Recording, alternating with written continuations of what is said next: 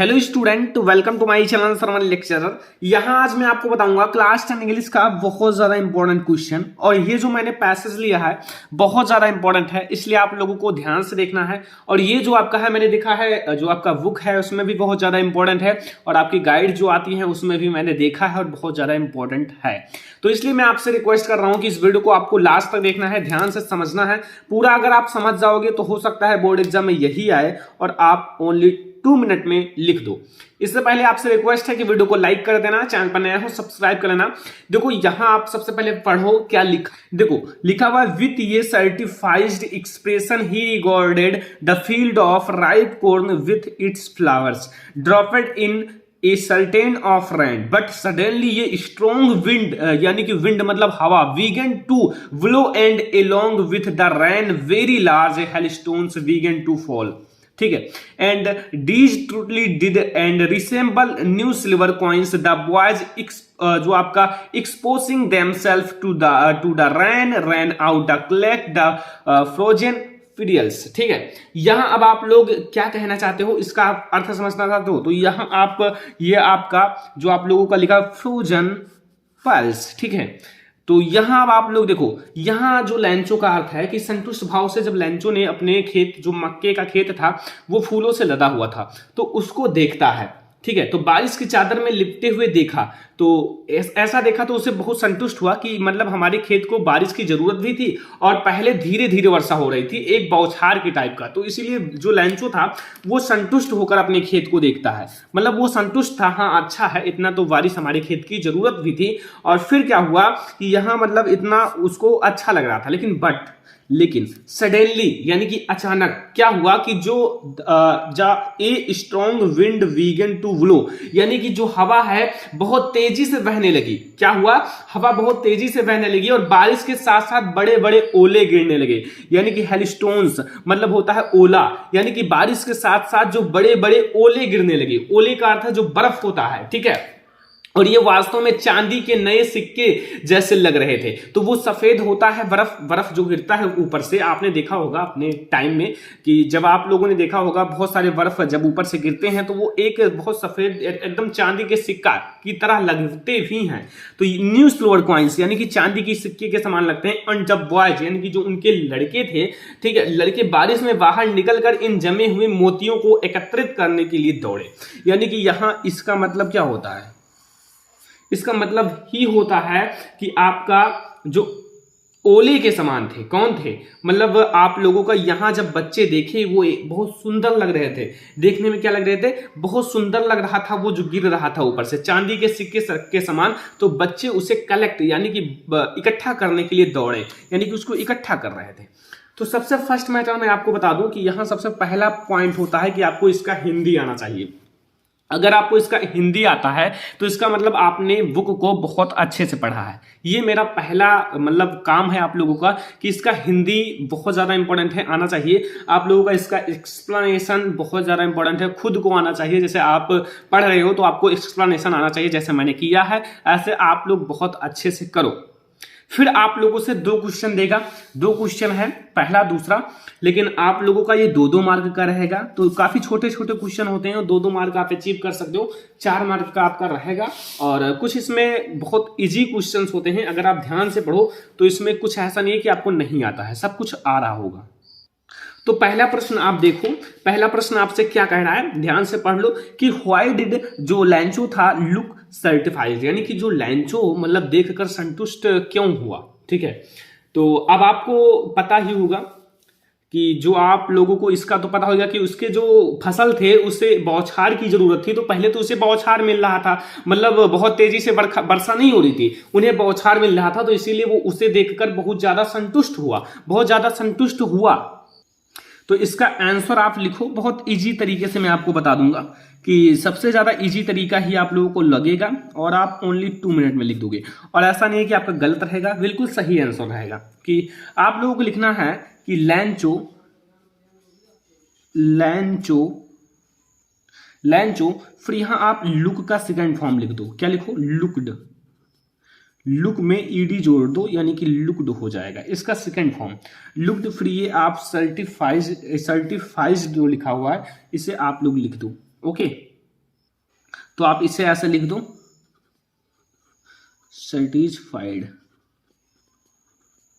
Okay, इतना लिखने के बाद अब इतना तो मैंने प्रश्न से ही लिया है, कोई दिक्कत नहीं।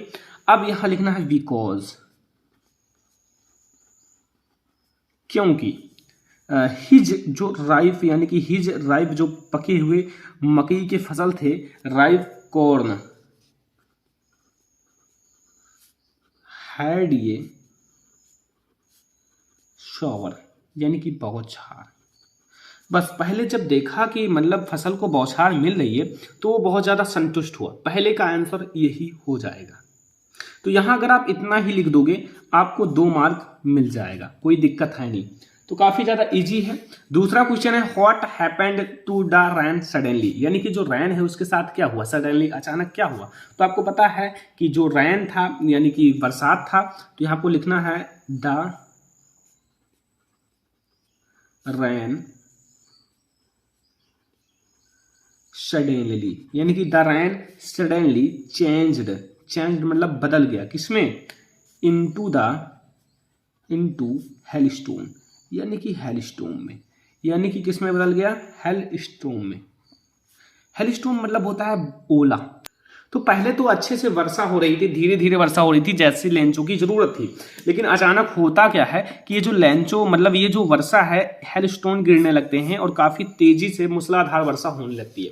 तो यहाँ से आपको 2-2 मार्क यहाँ से मिल जाएगा और बहुत ज़्यादा ईजी है, इसी में से सारी चीज़ें ढूंढा गया है।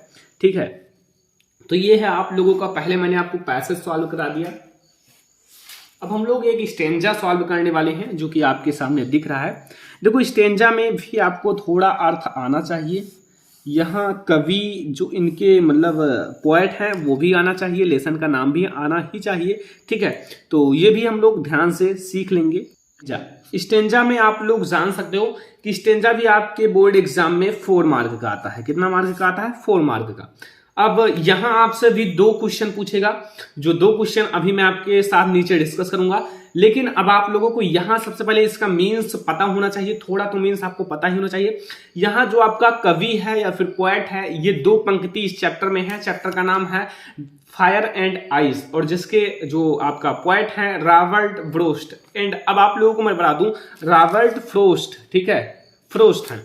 तो यहां मैं आपको बता दूं कि इसमें एक बार तो लेखक जो आपका कवि है या पोएट है वो फायर यानी कि आग के बारे में बताया है एक पंक्ति में, और एक में बताया है आइस के बारे में यानी कि बर्फ के बारे में।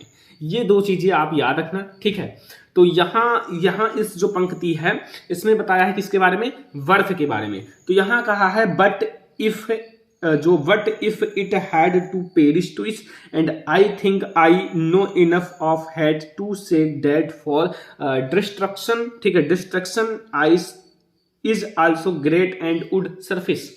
तो यहां जो मतलब इन पंक्तियों में कवि का विचार कहता है कि यदि विश्व का अंत 2 बार होना तो बर्फ भी उसका पूर्ण विनाश करने में समर्थ है। एक बार तो बताया है कि जो आग है, आग, ठीक है, यानी कि आग जो है, आग मतलब विश्व का विनाश करने में समर्थ है। और इस बार क्या कहा है, जो बर्फ है, बर्फ भी विश्व का विनाश करने में समर्थ है। लेकिन बर्फ की तुलना किससे की गई है, यानी कि कवि के लिए बर्फ जो है घृणा भी, घृणा, और आग मतलब है आकांक्षा, मतलब जो बर्फ है वो भी आग की ही जितना शक्तिशाली है। जितना शक्तिशाली आग है उतना ही शक्तिशाली बर्फ है, और बर्फ की तुलना घृणा से की गई है। तो घृणा को कहा गया है कि विश्व का विनाश करने में समर्थ है। मनुष्य में घृणा जो है दीर्घकालीन है और वह अनेक हृदय में प्रवेश कर लेती है, वह जीवन भर साथ रहती है। जो घृणा है, अगर घृणा है किसी के साथ तो आप लोगों के साथ वो हमेशा रहेगी जीवन भर। इसलिए कवि का विचार है कि बर्फ अथवा घृणा इस विश्व का अंत लाने में पर्याप्त है। तो यहाँ बर्फ की मतलब बर्फ अथवा घृणा यानी कि बर्फ की तुलना घृणा से की गई है। तो यहाँ इसका मतलब पहले आप समझ गए आखिर पोएट कहना क्या चाहता है, क्योंकि आपको अगर ये पता चलेगा कि पोएट इसमें कहना क्या चाहता है तो आप लोगों को 4 नंबर लाने से कोई नहीं रोक सकता। इसमें पूरा बात बताया गया है बर्फ घृणा यानी कि जो बर्फ, यहाँ पूरा बात यही बताया गया है but if it had to perish to it, यानी कि अगर जो विश्व है उसका विनाश, ठीक है, जो विश्व है उसका अंत 2 बार हो, यानी कि जो अंत है वो 2 बार हो, तो बर्फ भी आई think I know enough of hate, यानी कि जो घृणा है वो क्या कर सकता है, विश्व का विनाश करने में समर्थ है। यही आपको थोड़ा सा अगर मीन्स आता है तो आई होप कि आप कर लोगे, इसमें कोई दिक्कत है नहीं, दो राय नहीं है कि आप नहीं कर पाओगे। और इससे रिलेटेड 2 क्वेश्चन हैं। सबसे पहले मैं आपको बता दूं कि इसके पोएट का नाम आप जरूर याद रखना, एक क्वेश्चन आपका 2 मार्क का ऐसा जरूर मिलेगा।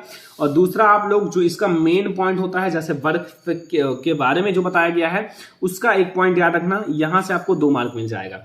और ये चैप्टर आपके लिए इंपॉर्टेंट है, इसलिए मैं आपको बता दूं कि इस चैप्टर का आप जरूर याद रखना। और पहला चैप्टर जो है आप लोगों का उसे भी याद रखना, जो आप लोगों का पहले चैप्टर का क्या नाम है, डस्ट ऑफ स्नो, जिसके भी लेखक रॉबर्ट फ्रोस्ट हैं, दोनों के एक ही लेखक हैं सेम, ठीक है।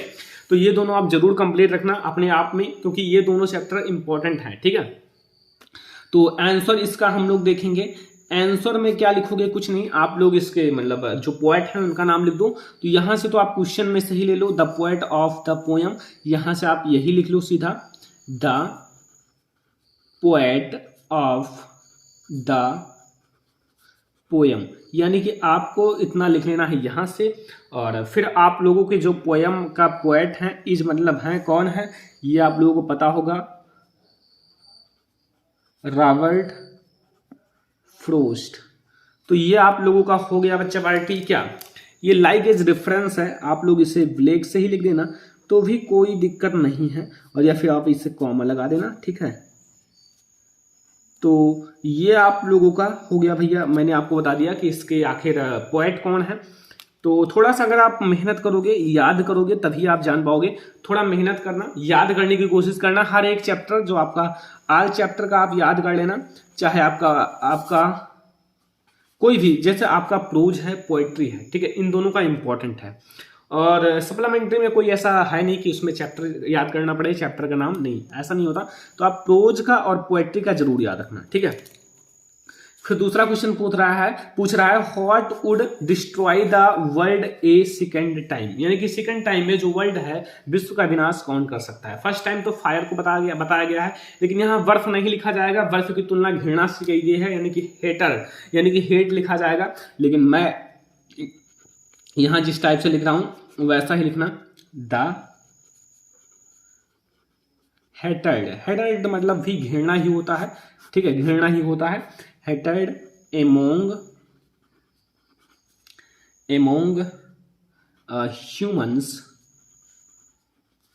humans may end the world a second time, यानी कि दूसरी बार जो बताया गया है वो घृणा भी विश्व को मतलब विनाश पहुंचा सकता है, मतलब विनाश कर सकता है, ये भी पर्याप्त है विनाश करने में, घृणा यानी कि हेटर्ड। तो यहां से मैंने आज आपको बताया कि आपका जो प्रोज में, यानी कि प्रोज में जो आप लोगों का आता है पैसेज, और इसमें जो पोएट्री में स्टेंजा आता है, इसको मैंने सॉल्व करा दिया, इसमें आप लोगों को अब कोई दिक्कत नहीं होगा। ये दोनों याद रखना, फिर मैं आपको ऐसे आगे चलते चलते और भी ज्यादा से ज्यादा सॉल्व करा दूंगा।